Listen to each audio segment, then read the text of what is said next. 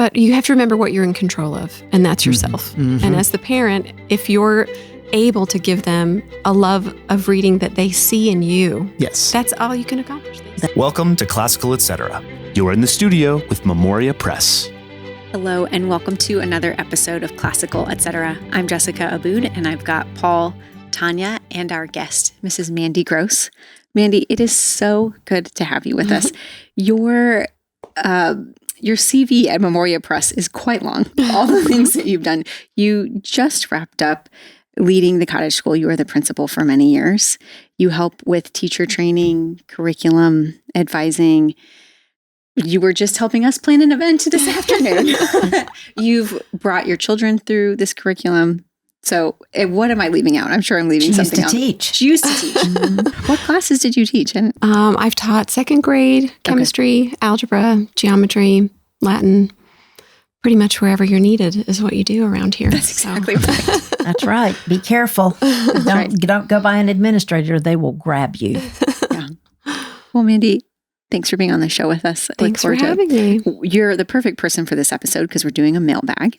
And you, of all people, have so much experience to offer and wisdom for parents, for teachers, for families. So glad you're with us. Thank you. Thank you. Before we get into the mailbag, we usually answer what we're reading, but I won't start with you. I'll start with Paul. I just finished To Kill a Mockingbird. Huh. It's been a while since I read it, but we're going to do that on Margin Notes, so I have to be ready. Okay. And Margin Notes is the podcast you're doing with the boys. Yes, the boys, the 3 Highlands graduates.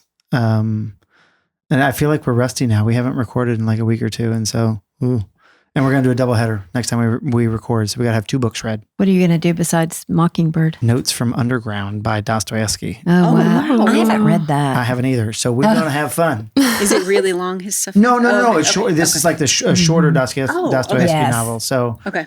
that's one reason we chose it, but Right. also Martin had been talking about it at one point, and now they were like, we want to do some Dostoevsky. I was like, well, let's try this one.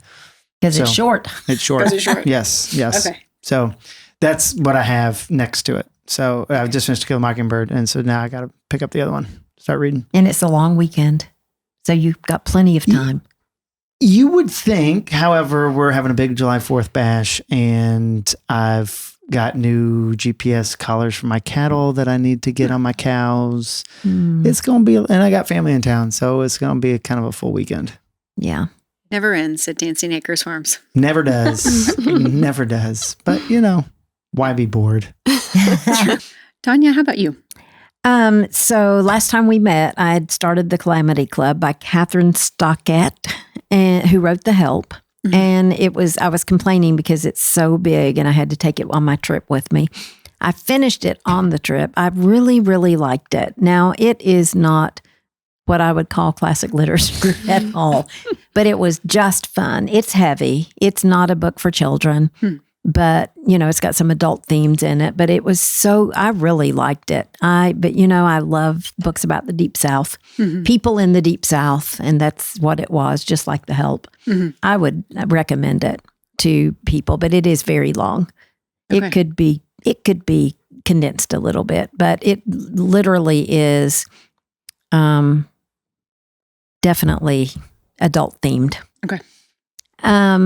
And I met some wonderful people on our trip. And you did too. Oh, yeah. You were with me at the GHC Ontario. And I just wanted to say, I had one fan who said, have you ever noticed that Paul never looks at the camera? He's the only one of you who never looks at the camera. So would you ask Paul, please, to look at the camera sometimes during the episodes? And I didn't tell you this, Paul. Whoops. But at the convention, Martin, Tanya, and I were all there, but of course you weren't. And we had some folks who wanted to get a picture with all of us. So I took your Memoria Press headshot on my phone and held it up so the 4 of us were all in a row. So your likeness is being used. You can give you permission to make a cardboard cutout of me and travel with it. It's just on a stick. Yeah. You were the only one not there. But anyway, then I had to buy a book because I had only taken that giant book and didn't know I would finish it. So I just, I'm collecting those children classics. Mm-hmm. And I went to the Huntington Library and I bought Northanger Abbey because I hadn't reread that recently. And so I started it, and it was little, thank goodness. And then I got home and I already had it. Hold on. Northanger Abbey as a book is a fairly long book, isn't it? It's just the format? It's a short one. Very short. Oh, okay. It's a short one. It's shorter. It's probably half the size of Pride and Prejudice. Okay, I must be getting that mixed up with something else. Okay. Yeah. Nice. So anyway, that's what I'm reading right now. But I do have an extra one. If one of y'all would like to read it. That was the first Jane Austen I ever read. Was At it? 14, yeah. Well, I think it was the first she wrote. Oh, was it? I think so. Oh, I think I it was knew the that. first one. That's great. So it's July, so I'm reading a Christmas book. In planning, I'm reading Skye McAlpine's The Christmas Companion, in addition to trying to finish some of my classical work with the kids. I try to read what my kids are reading during at least one point of the year. So my youngest just finished sophomore year, and so I tried to work a little bit through the City of God this year. So I wrapped that up and went light with planning for Christmas. So That's fun. Is it going to be a Christmas book that we'll use, or just for your family? So it's one where, it's mostly recipes and, some memoirs and things. So she was a British born, raised in Italy. But, it's a beautiful, beautiful book. So try and get Christmas inspired in advance. Yeah. So That's incredible. yeah. That I was thinking, planning I've way never heard ahead. of that book I know. before. I'm a planner. Yes, you are. Yes, you are. I just started, a friend gifted me The Things We Never Say by Elizabeth Strout. It just won the Pulitzer, and it's good so far. It's not very long, so I think I'll probably, maybe this weekend, I'll tackle it. Yes. But I'm a little worried. When I read, the inside cover, it talks about like a family secret, and you never quite know what those are going to Right. be. So I have no idea what this book is about, but so far, I'm liking it. We'll see. Elizabeth Strout, have you ever read her before? I haven't. I haven't but people either. really like. Right. She's won awards, and this was She's a really very popular book. I didn't know she'd won the Pulitzer. She did for this book. So anyways, we'll see. That doesn't mean it's something of greatness, but Yeah. but it You'll could know be. soon. I will know soon. I will know soon. Well, on to our mailbag. We've got several questions from listeners that have all written us at is it podcast? I almost got it wrong. Podcast at memoriapress.com. We're all very tired. Conference prep, That's right. not just tired, stressed. Yeah. Hanging on like a hair on a biscuit. That's right. Those Southern you know people in Shelbyville have said that. Paul. I have not heard that before, and I'm loving it. It It's just great. means you're there, but you're maybe shouldn't be. You're kind of barely there. Okay. Use that this weekend with the family. Well, it's making me think of the biscuits and gravy I had at Waffle House on the way to ACCS, and then my digestion was not the same for a day or two. So, Oh, goodness. yeah, Waffle House. It's you're either acclimated or you're not. That's true. Not all biscuits are created equal. Correct. That's true. And some of them have hairs on them, apparently. Ew. On to the mailbag. Move on. All right. This first question comes to us from Megan. And she says, my oldest will be in first grade in the fall.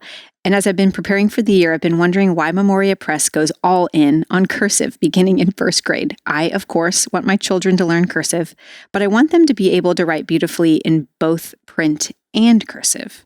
At the moment, my son's handwriting is rather wanting. He's only 6. Is there any detriment to waiting another year working on print instead of cursive if it's one of those things where untidiness works itself out? What do you There is no problem in waiting another year. The way we do it is our students are working on manuscript in kindergarten, and our phonics program has a lot of printing in it. So they're writing a lot. But then in first grade, as they're learning cursive, they're still doing all of their written work in manuscript.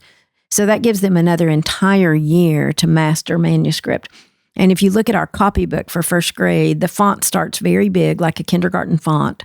And then it goes down 3 different times so we're trying to work on that manuscript becoming more adult sized as we're learning cursive. And then once they've learned the entire cursive alphabet, all the connections, at that point we transition to fully cursive.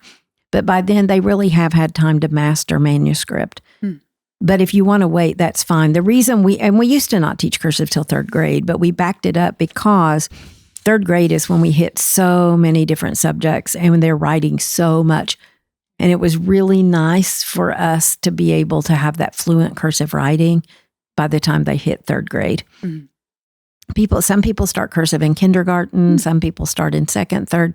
It doesn't matter. It's important that they know cursive and that they can read cursive, but there's no right or wrong. And what did you think when she said, is it true that especially with print, the untidiness works itself out? I mean, it's a little 6-year-old boy I mean, writing. it depends on the child. Right. My untidiness in my boys did not work itself out. Okay.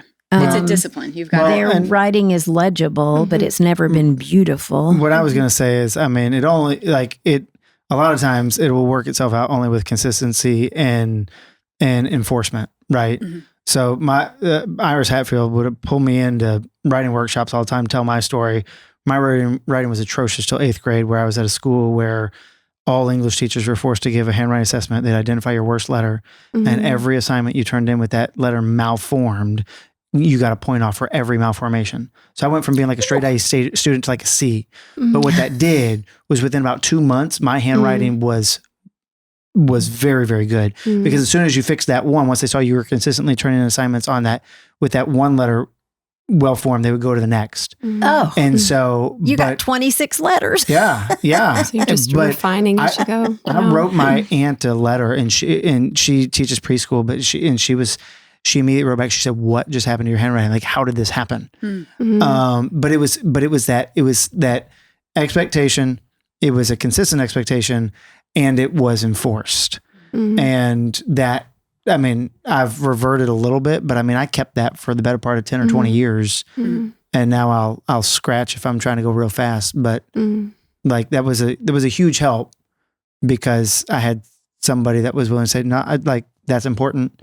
And you're going to get C's if you don't do it right." Well, and I think the best manuscript instruction is really such an excellent precursor for the cursive. You've got to compel the child toward excellent marks in the right direction, in the right order.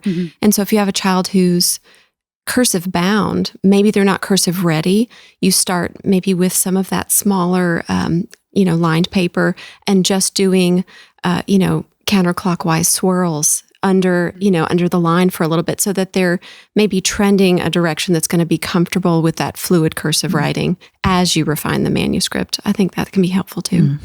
It's a stair step, like just getting them their little hand, like the motor skills kind of going. Yes. Right. And staying enthusiastic over their best letter on every page. I think, I think of Krista Lang when she taught first grade, and how every student has a best letter on the page.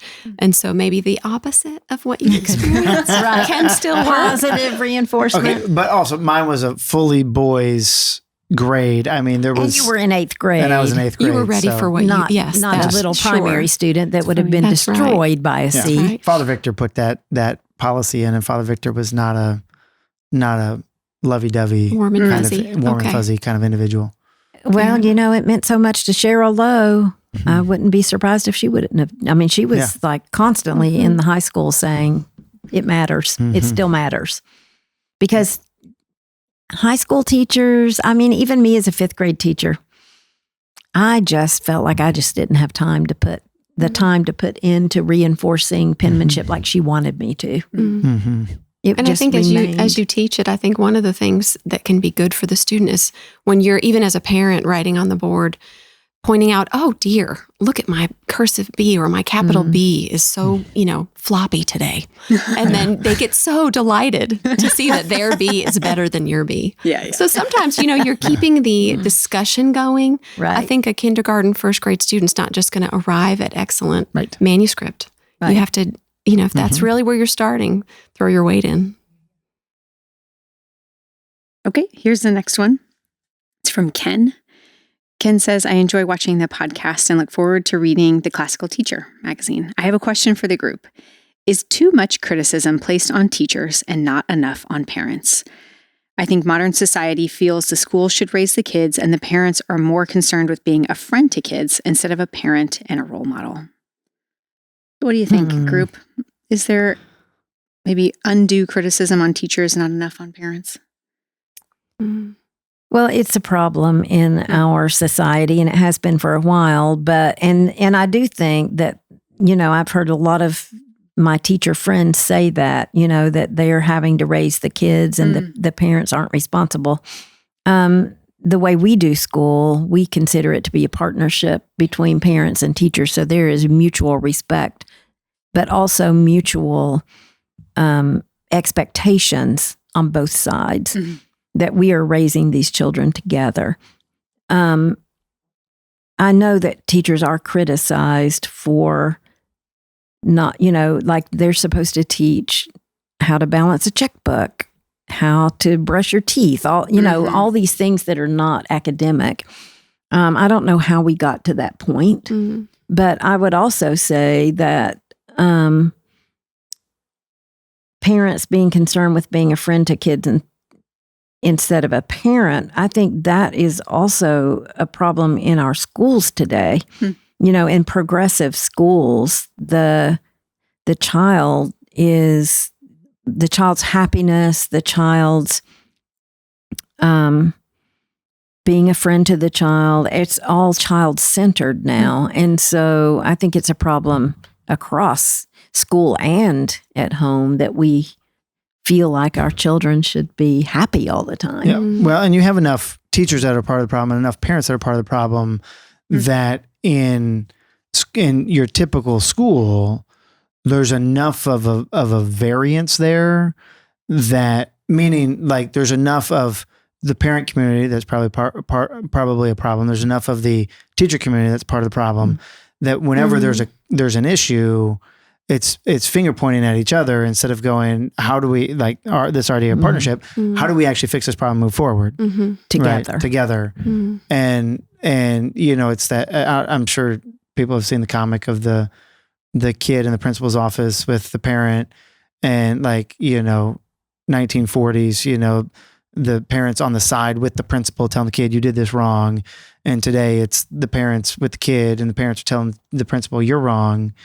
But that's not always the case, right? Like there is enough nuance here that there are plenty of families that are standing there right there alongside a good administration and good teachers saying, hey kid, you need to fix this.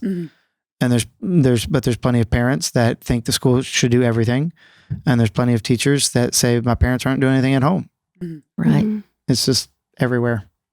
It's everywhere. Right. And every problem has a leadership aspect, leadership in the home versus in the classroom. There are going to be things where you're pushing your parents maybe to get more on board with involvement or, just having that input in their child's life that needs to be there. But also a lot of our teachers, like our administrators still, nationally are really working hard to keep our teachers motivated. So I had a friend once remind me, don't be too quick to lay all the burden on yourself over your child. And that would work for a teacher as well, but also don't be too quick to take the praise for what they do that is good. And so I think it really comes down to motivation. Are we helping our kids be overcomers? Are we helping them get comfortable with what is arduous in the classroom? And I think even if parents are not as capable of being involved, because that happens too, if they can be comfortable with their child learning to overcome what's hard, that's such a key. Well, on to the next question. This is from Emberly. She says, do you have any tips for switching a large family who previously watched a lot of TV to now reading a lot more? Getting our 2 boys to settle down while I read aloud to 4 girls is tough. And they are, listen to this, ages, she has 2 15-year-olds, a 9-year-old, a 7-year-old, and a 2-year-old. So she says, how do we read more and especially get them to read on their own, enjoying great literature? That's hard. She's got Emberly, you've got your hands full, literally. And yeah. One of the things I would do, depending on, there's so many family dynamics here that we can't counsel the direct family, but with that breadth of student, I would consider having both 15-year-olds reading separately to the 9 and 7-year-old, because then they would get more in the habit. One-on-one. They would get more in the habit of actually listening. So if you're having to build that habit, you got to start with really small steps. Getting all 6 of them to sit together and listen when you've got a 3-year-old and a 2-year-old, very tough. Right. And so I think you got to stair step it, and maybe it's you start with 2 minutes, right? Like I remember my mother reading full chapters after meals and things, but she had to work into that. And at this level, your 15-year-olds are old enough to do that. If the dynamics are such that you could make that happen. And it would encourage reading even for the older students as well. And then you can also, I've seen families also take when they're reading the 15 to the 9, the mom could be reading the 15-year-olds, the 9 and 7, while the 2 and 3-year-olds are given something to play with on the floor. They have to be there, they have to be quiet, but they can be playing. And that gets, once you've grown into a habit of reading, you can start putting that expectation in there. And I think if you're throwing that at 15-year-olds that are not accustomed to it, there's some grace there. But even having a stash in your bookshelf of the sketchbooks that are only there for while mom's reading. And so you grab them out and they're allowed to doodle and they're growing accustomed to just that process and what that feels like as a family. And then your choices, your selections of books can just be really, I would stagger back and forth what's going to appeal to those younger kids, the Twits or, Matilda or something where you can get some silly voices in there. Which also appeals to the older ones. It does. But if you can bounce back and forth and compel the younger ones and then entertain them and, I think that can be helpful But too. not all children are going to love reading when they're young. I mean, it just is, there's no guarantee that you do all this and that they're going to come out. And it doesn't mean that you've done something wrong or that you're doing something wrong. If you're reading, if your children are seeing you read, if you're encouraging them to read, making sure they read something every day, you've done the best you can. And that love of reading will come, but it may not be quick. And it may be for some children, sure, and for others, not. Especially energetic boys may not love to sit and read a book for long periods of time. For what I've noticed is it seems to be one or the other, right? Like with boys, they either absolutely love reading that's right. or they absolutely despise it. And there's not a lot of in between. That's true. And, That is it's true. hard to get the one that doesn't like it to do it. Right. And the one that loves doing it, you can't stop them. But you have to remember what you're in control of, and that's yourself. And as the parent, if you're able to give them a love of reading that they see in you, that's all you can accomplish. They see that you love reading. They're going to leave your presence knowing that is. It makes a big difference. That, I remember my mother read all the time, and that is a big memory for me. Yeah. Well, and that's why I think it's important to have books that you enjoy that are easier for you to read as the parent, because you're tired at the end of the day. When it's easy to sit everybody in front of the TV, you need to have something that goes, I actually want to read this. And that gives you the impetus to say, kids, find something to do, find a book to read, because I'm going to go read. Well, it's one of the things we do Bible time at our house where everybody's got their Bible. They're doing their individual Bible reading. I always encourage Bible and chocolate. Like if kids are needing, if they need to be compelled, hey, something to look forward little to. Cute little Mandy dishes of M&Ms, they are all in. It doesn't matter if it's history or Bible or whatever but again, you're creating a culture in your home. And a positive experience. Yeah. Chocolate works. Well, and just when you sit down to do homework, there's popcorn pop, there's a candle go. It's like, it can be an experience that they don't have to hate or look forward to. And I think that's helpful to tell Emberly is maybe you can redefine success a little bit. Success isn't they're going to sit down for 35 minutes and they're going to love it and be quiet. You're going to have quiet 35 minutes. You probably won't.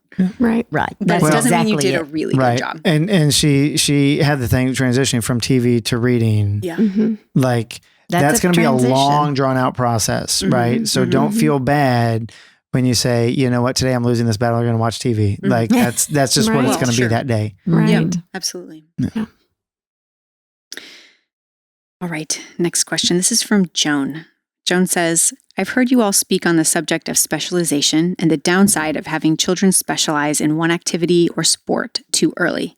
While I agree, I wonder what point specialization is appropriate. For example, if a child has a natural love and talent for a particular sport or instrument, should they be allowed to devote a majority of their free time to developing that skill? Or should we, as parents and educators, limit their involvement in order to pursue other potential passions? I think that's a great question. For her, she says the activity she has in mind for her child is ballet, but she said any example would work. And I think that's an excellent question. It's hard to know with your kid. Oh, do you think? Absolutely hard to know. The one thing that's going through my head right now is when I am absolutely floored by somebody who's known in our society for something, whether it's they're a good actor, good singer, or whatever, or, good dancer, something like that. And all of a sudden you realize, oh no, they're very talented in this other way that you wouldn't necessarily connect. All of a sudden you're like, oh my goodness, this person actually has way more than this one thing that they can do. And I just bring that up because it is interesting that if a kid were very interested in ballet, right, but they're forced to actually say, okay, you need to be able to sing too, right, or something like that, which gets them out of their comfort zone. That's actually giving them more tools later on than them becoming uber specialized in this one thing. And kids pick up stuff way faster than adults. And so I totally get it. You have a kid that's like, I want this one thing and I want this one thing very, very badly. I get that. And I get feeding that more than you would feed other things. But I think feeding those other things is well worth it to the student. Right. Well, and there's such a danger, I think, when we marry our identity to any one thing we do. And so if we're making sure a student or a child understands you are many things, I think that, especially in immaturity and youth, you can assume I'm a ballerina. That's the limit of my good is found within that realm. And the moment she breaks an ankle. Right. So it's not that you're guarding against, goodness and accomplishment, but considering the whole journey of that child's life and some balance is good there, I think. And I think, man, it is hard to know if you have a kid who's really good at a sport and you think, man, should we pursue, maybe they can get a college scholarship. I think those questions get so hard, especially as they get older, because you wonder, you think about the whole person and their trajectory. And is this going to really help them pay for college? Or is it going to put their efforts somewhere that, man, you look back and think, I wish we wouldn't have spent so much time on that. It's so hard to know when you're on the front end of those decisions, I think. They're painful. But the people who are successful have dedicated so many hours to it. But I feel like, maybe I just don't know a lot of really successful people personally, but I feel like the people that I know that have spent like years and years working toward being a great quarterback, then go to college and say, I'm not doing that anymore. Even though they've supposedly worked for it, but they're sick of it by the time they get there. Yeah, and it can create some very odd family dynamics where the kid thinks mom or dad's been pushing me to this the whole time, where the kid may have shown that interest early on. Right, so the parents just encouraging, but it appears to be pressure all of a sudden. Right, and it's important to kind of always have that door open. That's of like, tough. If you want to quit this, I understand. But I also remember, this just came up recently, where a kid wanted to quit something and his parent was like, if you do that, you get this consequence. And I was like, that reminds me of when my childhood, I wanted to play competitive baseball. And I think I was in it for 3 or 4 weeks. I'm like, this is not my cup of tea. And my dad was like, if you do that, you're going to your sister's softball games for the rest of the year. Like you're going to every single one. And I said, I'll take that. But it was a way of teaching me, like, you can't just commit to something and back out. Right. But there are ways to back out, but that does mean that there's a consequence. But that door was open for me to be able to say, I mean, mom didn't approve it. She made me go talk to dad. And dad was like, well, here's your, But that door was open for me to at least have that conversation, which was important to me.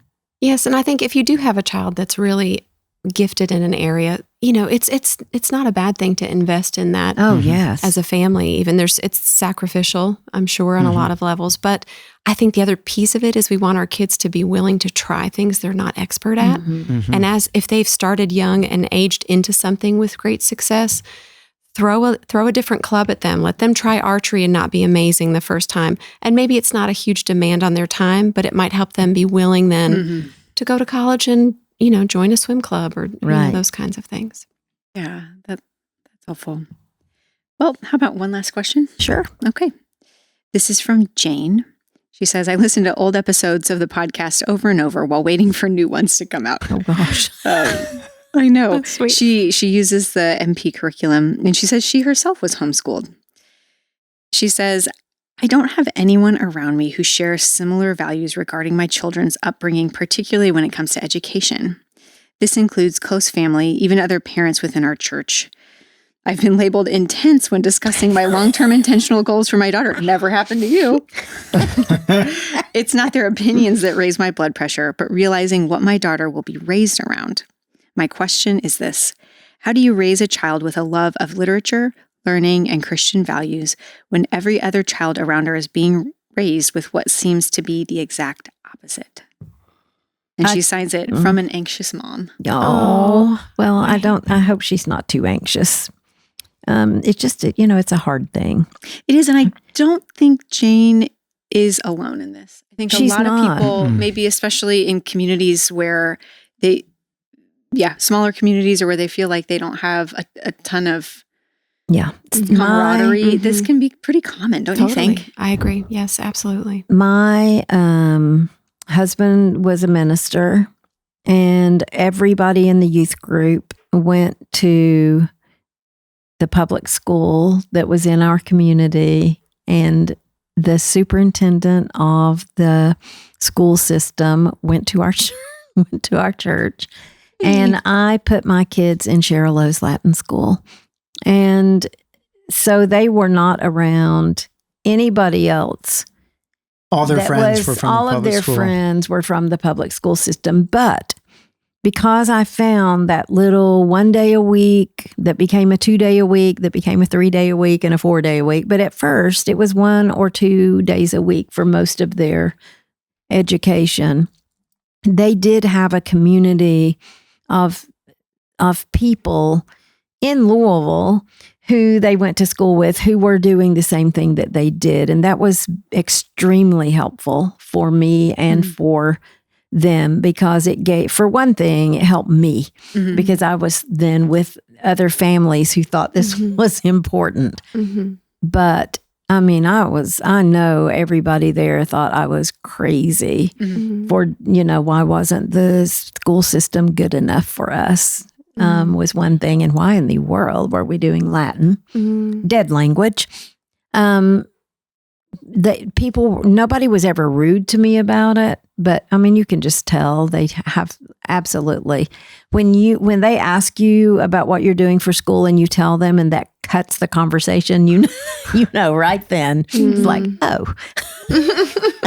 Not even worth discussing. Right. So I would really recommend that if she could find somebody or a co-op or something that takes education seriously, that it would be a help. Even if it were a 30-minute to an hour drive once a week, which I did. Sure. That's worth it's worth the trip. Yes. But this is also why Memorial Academy exists. And I do know that kids do create friendships online. I think it's more dangerous than in person, but it is what, if they're in the class with them, they should be fairly of the same mind, right? Parents do still have to monitor what's going on there. That's right. And it gives the child the opportunity to see other students doing the same thing. And I was going to say, what was interesting to me was because I was going to the 1 or 2 day a week program with Cheryl Lowe as a kid. And when I moved up to New Hampshire to a boarding school, and I realized not everybody did Latin, I was 8th grade. But it was, and it wasn't like we were sheltered. I mean, we were sheltered in some respects, but like I had a neighbor going to public school, blah, blah. I just never asked him if he did Latin. Kids don't know a lot of things. Right. Well, it was like my son, when he was in the 7th grade and his teacher was making them summarize every single book of the Iliad and the Odyssey. They summarized, like he had to write a summary, and he was sitting there doing that one time, and he said, well, poor Jordan has to go to school every day, and I only have to go 2 days a week. And I thought, you have no idea what you are doing or how hard you are working. I mean, no idea. Well, and actually on the flip side, and this has kind of been my experience, actually having children in my home that are required to go to public school because they're in the foster care system. Yes. Like I'm in the complete opposite situation where I'm in a community where I'm like, I would value so much more, right? My hands are tied here, but I value so much more. And so I think this is a common human experience, whether it's in education or something else, that there's always something that you value that the people around you don't value. And in this case, it happens to be education, right? Yes. But her child is going to have a love of literature, learning, and Christian values because the home is the most important place, and that's where she's getting it. And I think you want to, knowing that that's the case, you want as the parent to really model a peace-filled, joyful affect to the child so that they aren't feeling like they have to apologize or be a little missionary educator of their peers or aunties or uncles who might look down on it. You want them to feel the blessing of it because they're seeing and feeling that through you. So I hope that anxiety is just put down and just feel the joy of the process. Yeah, that's a really helpful angle to take. Just thinking about even how you carry yourself about it to the child as you're teaching them.